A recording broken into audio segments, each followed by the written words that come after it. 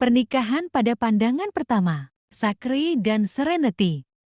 Bab 24. Saya melihat Anda melakukan transaksi di toko pakaian. Apakah Anda membeli pakaian? Apa yang Anda beli sehingga jumlahnya mencapai $1.000? Tidak bisakah kamu mengurangi pengeluaranmu? Apakah menurutmu saya mudah menghasilkan uang? Saya harus memikirkan kebutuhan rumah, setoran mobil, dan tunjangan hidup orang tua saya. Sonny juga butuh susu dan popok. Sepertinya kamu tidak memikirkan pengeluaran. Aku sendiri yang kerja. Tidak bisakah kamu mengurangi pengeluaran dan sedikit memahamiku? Liberty berhenti berjalan dan menunggu sampai suaminya selesai menyalahkannya sebelum menjelaskan kepadanya. Seren bilang suaminya akan kembali pada hari Jumat. Keluarga akan bertemu dan makan malam pada hari Sabtu. Saya selaku keluarga Seren berharap pertemuan tersebut dapat berjalan dengan baik. Baju yang kumiliki sudah tidak muat lagi, jadi aku membeli 2 baju. Aku juga membelikanmu jas dan dasi baru. Hank, kita harus melewatkan kunjungan ke rumah ibumu akhir pekan ini. Setelah klarifikasinya, Hank menggumamkan sesuatu dengan pelan. Tidak dapat menangkap apa yang dia katakan, Liberty bertanya. Ada apa, Hank? Tidak ada apa-apa. Tentu, kita harus berpakaian bagus untuk bertemu keluarga. Tapi kamu tidak harus mendapatkan 2 pakaian. Satu saja sudah cukup. Cepatlah melakukan diet. Sekarang saatnya kamu menurunkan berat badan agar bisa mengenakan pakaian lama. Kamu punya beberapa yang bagus. Sayang sekali kamu tidak bisa memakainya lagi. Lihat dirimu. Yang kamu lakukan hanyalah makan, tidur, dan menghabiskan uang. Apakah kamu babi? Setidaknya seekor babi bisa dijual untuk diambil dagingnya. Kamu adalah babi yang tidak berharga. Berkaca pada sosok istrinya yang gemuk, Hank tidak menyembunyikan nada meremehkannya. Kalau soal keintiman, Hank bahkan tidak akan menyentuh istrinya, kecuali dia sudah kesulitan menyimpannya di celana. Liberty yang cerdas, seksi, dan cantik sebelumnya telah lama hilang. Tidak pernah terpikir olehnya bahwa 3 tahun pernikahan yang singkat telah mengubah istrinya menjadi ikan paus. Perkataan ibu dan kakaknya benar tentang kebebasan Liberty, bukannya mendapat penghasilan. Liberty tidak membawa apapun ke dalam rumah tangganya. Tuan Brown, saat sekretaris Hank memasuki kantor dan menyapanya dengan suara manis, Hank segera berkata kepada istrinya, Liberty, saya harus kembali bekerja. Cepat pulang dan buat makan malam. Saya tidak ingin pulang sebelum makanan siap. Tuhan tahu apa yang kamu lakukan setiap hari di rumah. Setelah memarahi istrinya, Hank mengakhiri panggilan sebelum Liberty dapat mengucapkan sesuatu. Tuan Brown, silakan periksa dokumen ini dan tanda tangani jika semuanya sudah siap. Sekretaris muda itu menyerahkan sebuah dokumen ke arah Hank. Tentu, Hank melihat dokumen itu dan membubuhkan tanda tangannya pada kertas yang sudah diverifikasi. Dia menyerahkan kertas-kertas itu kembali kepada sekretarisnya, bersama dengan sebuah kotak yang dia keluarkan dari lacinya. Hank menatap sekretaris itu dengan tatapan membara dan berkata, Jas, aku melewati toko perhiasan itu dalam perjalanan pulang tadi malam. Aku mampir dan membelikanmu kalung emas. Bagaimana menurutmu? Jessica mengambil kotak perhiasan dan membukanya. Itu memang kalung emas. Dengan senyuman di wajahnya, dia mengeluarkan kalung itu dari kotaknya. Hank bangun, berjalan mengitari meja dan muncul di belakangnya. Dia mengambil kalung itu dari tangannya dan berkata sambil merayu, biarkan aku membantumu memasangnya. Baiklah, Hank memakaikan kalung emas itu pada Jessica dan mencium pipinya sebelum memberinya pujian. Cantik, kalung itu terlihat bagus untukmu. Jessica berdiri dan berbalik dan melingkarkan lengannya di lehernya. Dia memberikan ciuman di pipinya dan dengan malu-malu mengungkapkan rasa terima kasihnya. Terima kasih, Tuan Brown. Saya suka kalung itu. Panggil aku Hank saat tidak ada orang di sekitar kita. Hank menariknya dengan erat ke dalam pelukannya. Saat wajahnya yang agak tampan mengungkapkan hasrat kebinatangannya, dia mendekat ke telinganya dan membisikkan sesuatu. Jessica segera mendorongnya menjauh sambil mencibir. Anda punya istri dan anak. Saya menyetujui hubungan platonis dan tidak ada yang lain. Bab 25. Jessica senang dengan perhatian dan perlakuan istimewa dari bosnya. menerima bunga dan hadiah yang diberikan. Namun, dia menolak untuk melewati batas bermesraan dengan bosnya. Ini bukan masalah melindungi kesuciannya, melainkan trik agar menarik Hank untuk menjadikannya hubungan yang lebih serius. Jessica tidak berpikir untuk menjadi wanita simpanan, melainkan wanita sah di samping Hank. Meski demikian, Hank telah menjalin hubungan dengan istrinya selama bertahun-tahun sejak kuliah. Liberty dulunya adalah direktur keuangan perusahaan tersebut. Namun dia berhenti dari pekerjaannya untuk menjadi ibu rumah tangga penuh waktu. Saat Jessica bergabung dengan perusahaan tersebut, Jessica belum pernah bertemu Liberty. Tetapi melalui mulut rekan-rekan lamanya, dia mengetahui bahwa Liberty melahirkan seorang putra. Setahun setelah pernikahannya dan menjadi ibu rumah tangga sejak saat itu. Dikatakan bahwa Liberty menjadi tidak berbentuk setelah melahirkan. Hank sudah lebih dari satu kali mengeluh tentang istrinya yang gemuk. Jessica bergumam pada dirinya sendiri, Liberty sangat konyol. Dia seharusnya menjaga dirinya bahkan setelah menikah. Tidak ada laki-laki yang akan mendampingi istri mereka, yang berat lebih dari 80 kilo. Bukan salah Jessica mengejar Tuan Brown. Liberty harus disalahkan karena tidak melakukan perawatan diri dan mengabaikan suaminya. Yang dilakukan Liberty sepanjang hari hanyalah membuang-buang uang. Tuan Brown dapat membelanjakan lebih banyak uang untuk Jessica. Jika Liberty mengurangi pengeluarannya, tangannya berhenti saat menyebut Liberty. Dia itu babi, perutku terasa mual setiap kali melihatnya. Saya akan menceraikannya, seandainya dia tidak memberi saya izin untuk menikah. Di sisi lain, Serenity memiliki sosok yang bagus. Dia lebih muda dan lebih cantik dari Liberty. Meskipun tumbuh di daerah pedesaan, Serenity membawa dirinya dengan anggun, lebih menonjol daripada Liberty. Tentu saja, Liberty juga memiliki daya tarik tertentu di masa lalu. Karena kelebihan berat badannya itu menghilangkannya. Liberty tidak mengetahui tentang perselingkuhan kecil suaminya dengan sekretarisnya.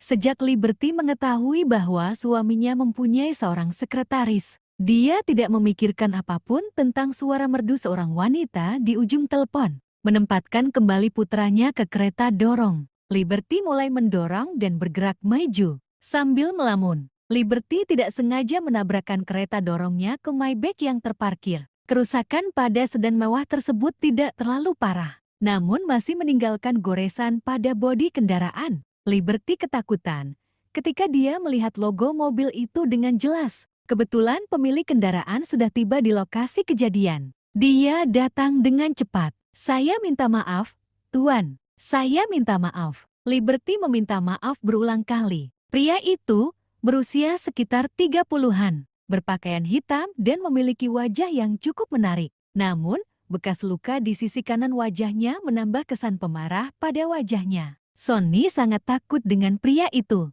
sehingga dia berbalik dan mengulurkan tangan ke ibunya, meminta dipeluk. Pria berwajah bekas luka itu memeriksa mobilnya, sebelum mengalihkan perhatiannya kembali ke Liberty dan anak itu. Meski terlihat kesal, dia tidak marah dan membentak mereka. Pria itu berkata dengan dingin, "Beri aku nomor kontakmu. Saya akan meminta biaya perbaikan dan pengecatan ulang dari Anda." "Maaf, Tuan." Pria berwajah bekas luka itu terdiam beberapa saat sebelum berkata, "Banyak hal terjadi, tapi permintaan maaf tidak memperbaiki apapun. Perhatikan kemana kamu akan pergi lain kali. Anda bisa membayar kerusakan mobil saya. Tapi apa yang akan Anda lakukan jika terjadi sesuatu pada anak Anda? Aku mengerti. Ini salahku. Aku akan berhati-hati lain kali." Liberty mengeluarkan ponselnya. "Tuan, bisakah Anda membagikan nomor telepon Anda kepada saya? Saya akan menelepon Anda, sehingga Anda dapat menyimpan nomor saya. Saya akan membayar untuk perbaikan mobilnya." Pria berwajah bekas luka itu memberitahunya tentang nomor kontaknya. Liberty memutar nomor tersebut dan menunggu sampai dia mendengar dering sebelum menutup telepon. "Siapa namamu?" "Nama saya Liberty. Liberty Hunt." Setelah menyimpan nama Liberty, pria berwajah bekas luka itu mengusirnya. "Anda baik-baik saja? Jika Anda baik-baik saja, silakan untuk pergi." Liberty meminta maaf sekali lagi dan mendorong putranya menjauh dari tempat kejadian. Bab 26. Sementara itu, Segerombolan sedan mewah melaju bersama salah satunya Rolls-Royce. Itu adalah perjalanan pribadi Zachary. Saat konvoi berhenti di pinggir jalan, Zachary menurunkan kaca jendelanya dan menatap pria berwajah bekas luka itu. Dia bertanya, "Apa yang kamu lakukan di sini, Duncan?" "Aku hendak mengambil sesuatu, tapi saat aku kembali mobilku terkena goresan." "Apakah kamu menangkap pelakunya?" Karena dorongan hati, Zachary bertanya, "Apakah Anda memerlukan bantuan saya untuk menangkap siapapun yang merusak mobil Anda?" "Tidak apa-apa. Saya mendapat nomor teleponnya. Saya akan menuntut ganti rugi darinya setelah mobil saya diperbaiki." Wales pun adalah kota saya. Dia bisa lari tapi dia tidak bisa bersembunyi. Kembali ke mobilnya. Duncan Lewis menyalakan mesin dan berkata kepada Zachary, "Saya pergi dulu." Tanpa berkata apa-apa lagi, Zachary menutup kembali jendelanya dan pergi bersama konvoi. Waktu berlalu dengan cepat. Sebentar lagi malam. Setelah jam sibuk pulang sekolah sudah tenang, Serenity bermaksud membuatkan makan malam untuknya dan Jasmine di dapur. Ketika dia menerima telepon dari Liberty, "Seren, aku sudah memikirkannya sepanjang hari. Aku datang kepadamu karena aku tidak mempunyai pilihan." "Apa yang terjadi, Kakak?" "Saya sedang mendorong kereta dorong, dan secara tidak sengaja menabrak mobil dan meninggalkan bekas goresan pada Maybach ketika saya pergi berbelanja di sore hari. Pasti mahal untuk memperbaiki mobil semacam ini. Simpanan saya mungkin tidak akan menutupinya. Aku sudah memberitahu kakak iparmu tentang hal itu, tapi dia berteriak kepadaku untuk membereskan masalahku sendiri." Dengan jantung berdebar kencang, Serenity bertanya, tarik napas dalam-dalam. "Kakak, berapa biaya perbaikannya?" "Saya belum tahu." Pemilik mobil mengambil nomor saya dan berkata dia akan menelpon saya jika mobilnya sudah diperbaiki. "Yang penting kamu dan Sonny baik-baik saja. Kita dapat membayar perbaikannya. Aku akan meminjamkanmu uang. Jangan khawatir tentang hal itu." Liberty tersedak oleh isak tangis. "Seren, aku benar-benar pecundang. Aku tidak percaya aku telah membuat kesalahan.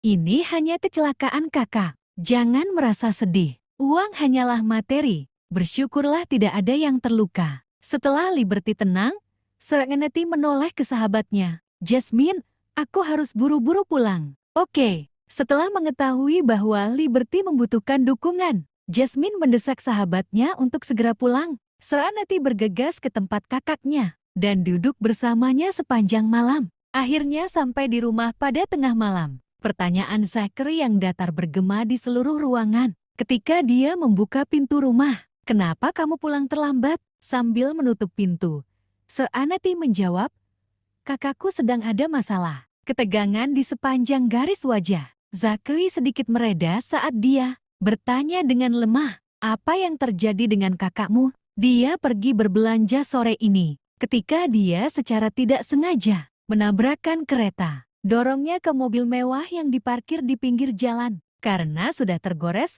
perbaikannya membutuhkan biaya yang besar. Kakakku tidak mempunyai pekerjaan atau penghasilan.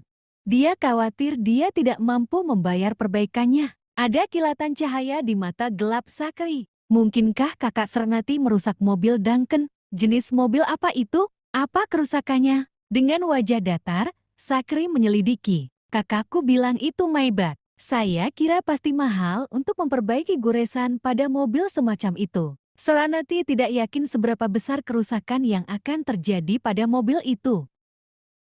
Bab 27. Zachary tetap diam. Orang yang menggores cat mobil Duncan adalah kakak iparnya. Zachary belum bertemu dengan kakak iparnya. "Sudah larut Tuan Yap, aku akan istirahat malam ini." Meskipun telah meyakinkan kakaknya bahwa semuanya akan baik-baik saja, Serenity merasa sedih karena dia tidak tahu berapa yang harus dikeluarkan atas kerusakannya. Dia mengucapkan selamat malam kepada Zachary dan pergi ke kamarnya. Pada saat Zachary membuka mulut untuk mengatakan sesuatu, Serenity sudah menghilang ke dalam kamarnya. Bunga-bunga di balkon. Serenity akan memilih rangkaian bunga ketika dia melihatnya di pagi hari. Betapapun cueknya, Zachary merasa aneh karenanya. Seolah-olah dia sedang menunggu untuk dipuji setelah melakukan hal yang baik. "Tuan Yok."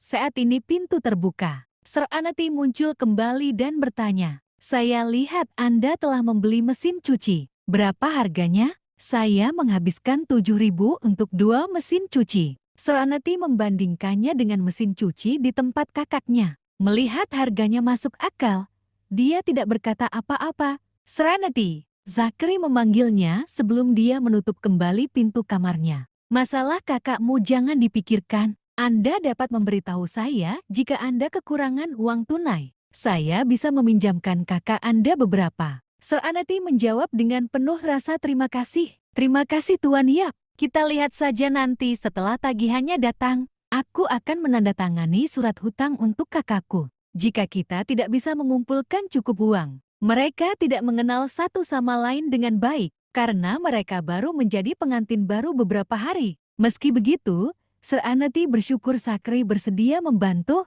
saat kakaknya membutuhkan. "Sudah larut, kamu harus istirahat. Jangan terlalu memikirkan hal itu. Segalanya pada akhirnya akan menjadi lebih baik. Kamu juga, selamat malam." Serenity mengucapkan selamat malam lagi dan kembali ke kamarnya. Zachary duduk di ruang tamu beberapa saat sebelum pindah ke kamarnya. Saat pintu kamar Serenity sudah tertutup, Zachary mengeluarkan ponselnya dan menelepon Duncan. "Apakah kamu sudah tidur, Duncan?" Duncan menjawab sambil tersenyum, "Tidak mungkin.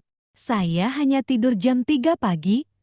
Ada apa? Apakah Anda mau membelikan minuman? Datanglah ke tempatku. Saya akan berbagi koleksi anggur saya dengan Anda. Berapa biaya untuk mengecat ulang mobilmu?" Zachary tidak mendekat ke mobil itu untuk melihat-lihat. Jadi dia tidak tahu seberapa parah kerusakan yang terjadi pada kendaraan Duncan. "Ini bukan goresan yang buruk, $10.000 sudah cukup. Apakah Anda mengajukan klaim ke asuransi Anda?" Bab 28. "Itu hanya masalah kecil, jadi saya tidak mau repot-repot mengajukan klaim." "Kenapa?" pertanyaannya tiba-tiba Zachary. Zachary terdiam sejenak.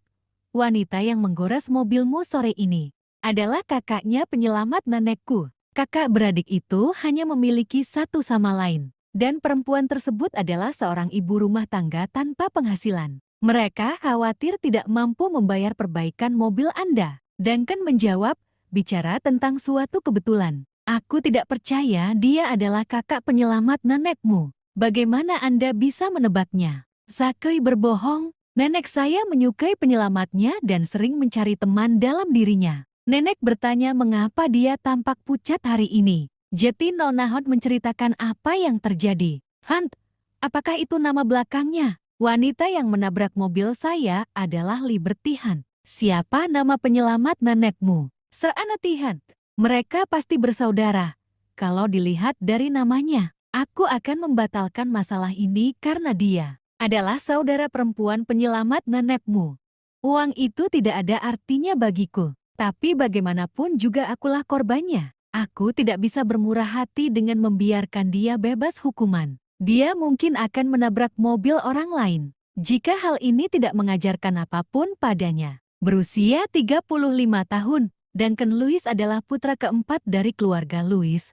Meskipun dia belum mengambil alih bisnis keluarga, Duncan membuat namanya terkenal dan mendirikan Lewis & Co., mengelola beberapa bisnis anak perusahaan. Duncan adalah seorang miliarder yang sukses. Duncan memiliki karakter yang terus terang dan setia. Dia telah melewati garis tipis antara kedua sisi hukum selama masa mudanya. Bekas luka di wajahnya adalah bukti masa lalunya yang buruk. Namun demikian, Duncan tidak mau repot-repot menjalani operasi dan menghilangkan bekas luka tersebut karena dia yakin bekas luka yang menakutkan tersebut menambah karakternya. "Karena kamu ingin memberinya pelajaran, kamu bisa mengklaimnya jika tidak banyak. Saya harap Anda bisa memberinya waktu istirahat demi nenek saya dan mengenakan biaya lebih sedikit. $10.000 tidak berarti apa-apa di mata orang kaya seperti Zachary dan Duncan. Beda halnya dengan Liberty, mampu mengumpulkan $10.000 dengan meminjam. Tidak banyak, hanya $10.000. Kalau begitu aku akan minta dia membayar setengahnya. Beberapa ribu dolar sungguh menggigit bagi ibu rumah tangga seperti dia. Saya harap ini akan mengingatkannya untuk berhati-hati di jalan dan tidak menabrak mobil orang lain. Untung mobilnya diparkir di pinggir jalan. Nyawa seorang anak menggemaskan. Bisa saja terenggut jika ia terjebak di tengah lalu lintas yang sedang berlangsung. Terima kasih Duncan. Ini masalah kecil. Kalau dipikir-pikir, nenekmu sepertinya menyukai Serenity itu. Meskipun dia menyelamatkan nyawa nenekmu, dia bisa saja mendapat hadiah sekaligus. Mengapa nenekmu tetap berhubungan dengannya? Nenek May bahkan menyuruhmu untuk menjadi perantara untuk mereka. Zachary menjawab dengan lemah. Di satu sisi, nenek menuduh cucu-cucunya tidak menghabiskan cukup waktu bersamanya. Nenek May sangat ingin cucu-cucunya hidup tenang, karena dia ingin memenuhi rumah dengan tawa cicit-cicitnya. Dia pernah berkata bahwa memberikan 50 juta untuk cicit dan 500 juta untuk cucu perempuan. Keluarga Yok belum dikaruniai anak perempuan atau cucu perempuan. Nenek May sudah menantikan seorang cucu perempuan. Namun menantu perempuannya masing-masing memberikan 3 cucunya laki-laki. Cucu-cucunya adalah satu-satunya harapannya untuk mendapatkan cicit. Duncan berhenti sejenak dan berkata, Anda tahu bagaimana keadaan orang lanjut usia. Ketika nenekku masih ada, dia memaksaku setiap hari untuk menikah. Saya dan saudara laki-laki saya sangat muak sehingga kami menjauh dari rumah. Kami rindu omelannya sekarang setelah dia pergi. Orang seringkali tidak menyadari apa yang mereka miliki sampai semuanya hilang. Dari ketiga saudaranya, Duncan adalah satu-satunya yang masih lajang di keluarganya. Seluruh keluarga, termasuk keponakannya yang masih kecil, mendesak Duncan untuk membawa pulang seorang istri. Maksud mereka, umurmu 35, hampir 40. Tentu saja, mereka akan mendukung Anda dalam mengambil keputusan untuk menikah. Jika Anda menunggu lebih lama lagi, Anda akan menjadi tua saat anak Anda lahir. Orang-orang akan mengira anak Anda adalah cucu Anda. Zachary mengolok-oloknya. Sejujurnya, Zachary tidak akan berani memasuki kehidupan pernikahan begitu cepat, jika bukan karena nenek yang mengendalikannya. Ditambah lagi, Zachary adalah cucu yang paling berbakti kepada neneknya. Pernikahan hanya akan terjadi ketika dia mencapai usia 35 tahun. Meski telah menikah, Zachary belum mengambil keputusan untuk menghabiskan sisa hidupnya bersama Serenity, seperti yang dia katakan pada nenek. Dia harus menjadi penilai karakter Serenity sebelum dia bisa mencurahkan emosinya dan berinvestasi dalam hubungan tersebut. Duncan tertawa terbahak-bahak. Saya akan memanjakan anak saya seperti cucu. Zachary membayangkannya. Bab 29. Serenity terombang-ambing sepanjang malam saat mimpi-mimpi stres dipicu. Tidur yang terganggu menguras energinya saat dia bangun keesokan paginya. Seperti biasa, Serenity menggantung cuciannya di balkon setelah menyalakan mesin cuci sebelum tidur. Saat itulah dia menyadari bahwa batang baja tahan karat telah dipasang di balkon. Mereka bisa menjemurkan cucian. Ada juga berbagai macam tanaman pot yang ditumpuk di balkon besar. Banyak dari mereka telah mekar dan bertunas. Tidak peduli ukurannya, kelopaknya semuanya rumit. Perhatian Serenity langsung tertuju pada bunga itu. Dia menjemur pakaiannya dan langsung merakit stan bunga yang dibelinya kemarin pagi. Serenity kemudian memajang tanaman pot di tribun. Saat berusaha keras menyelesaikan tugas itu, Serenity merasakan sensasi tatapan dari sepasang mata yang mengintip. Dia mendongak dan bertemu dengan tatapan Zachary yang tidak terpengaruh. Matanya tajam dan tanpa emosi. Serenity telah belajar untuk hidup dengan wajah dinginnya sekarang, karena mereka telah menikah selama beberapa hari. Pagi Tuan Yok, Serenity menyapa dan memujinya. Tuan Yok, bunga-bunga ini bagus sekali. Kamu melakukan pekerjaan dengan baik. Dia bisa mempercayai Zachary untuk menyelesaikan pekerjaannya. Zachary bergumam dengan suara serak. Kamu bisa memberitahuku jika kamu menemui masalah di masa depan. Permintaannya sangat mudah baginya. Tentu. Sambil tersenyum, Serenity kembali mengutak-atik tanaman. Dari mana kamu mendapatkan tanaman ini? Mereka cantik. Zachary berbohong. Aku mengunjungi beberapa toko bunga. Aku tidak ingat tokonya. Begitu, Serenity tidak melanjutkan masalah ini lebih jauh, karena dia sangat senang dengan hasil yang diberikannya. Kita sarapan apa hari ini? Setelah dia menanyakannya, Serenity sadar bahwa dia melewatkan sarapan terpenting hari itu. Mengeluarkan ponselnya, dia menyadari saat itu sudah lewat jam 7. Sambil bangkit berdiri, Serenity berkata dengan malu-malu, "Saya lupa sarapan pagi ini Tuan Yok. Masih ada waktu untuk pergi dan membeli makanan cepat saji sekarang. Saya akan membeli sesuatu untuk kita. Apa yang Anda suka?"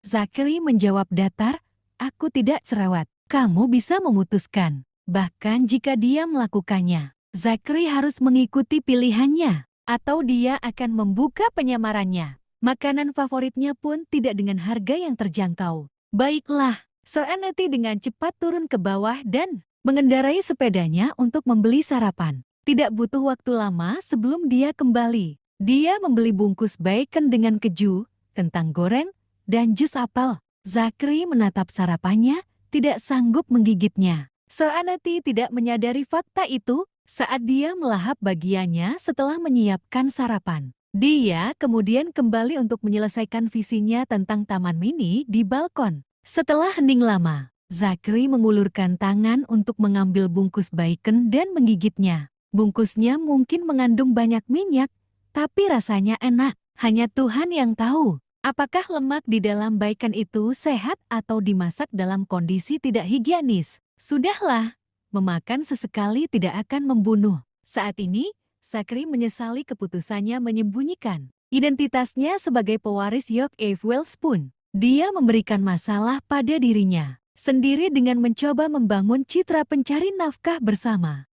Bab 30. Serenity. "Ada apa Tuan York?" Suara Serenity terdengar dari balkon. Sambil mengunyah makanan tadi, Zachary berjalan ke balkon. "Urusan kakakmu tidak perlu dikhawatirkan. Mobil yang dimaksud kebetulan milik salah satu klien penting kami. Saya baru sadar tadi malam, jadi saya menelpon Tuan Louis. Dia mengatakan biaya perbaikannya sekitar $10.000. Meskipun dia tampak bersemangat mendekor tanaman, Zachary tahu bahwa dia tidak dalam kondisi terbaiknya. Kemungkinan karena kurang tidur tadi malam. Masalah dengan kakaknya adalah penyebab masalah di alam tidur. Serenity mengangkat dagunya dan mengamati dia mengunyah makanannya, sambil berpikir pada dirinya sendiri bahwa Zachary mudah ditenangkan dalam masalah makanan. Serenity bertanya, "Bagaimana kamu bisa yakin itu adalah mobil klien perusahaanmu?" Kakaknya tidak tahu apa-apa tentang nama pemilik mobil. Yang dia tahu hanyalah pria itu besar, kuat, dan memiliki bekas luka yang menakutkan di wajahnya. Sonny sangat takut pada pria itu. "Saya menemui Tuan Louis ketika dia datang ke kantor kami kemarin sore. Saya perhatikan ada goresan di mobilnya, jadi saya menanyakannya.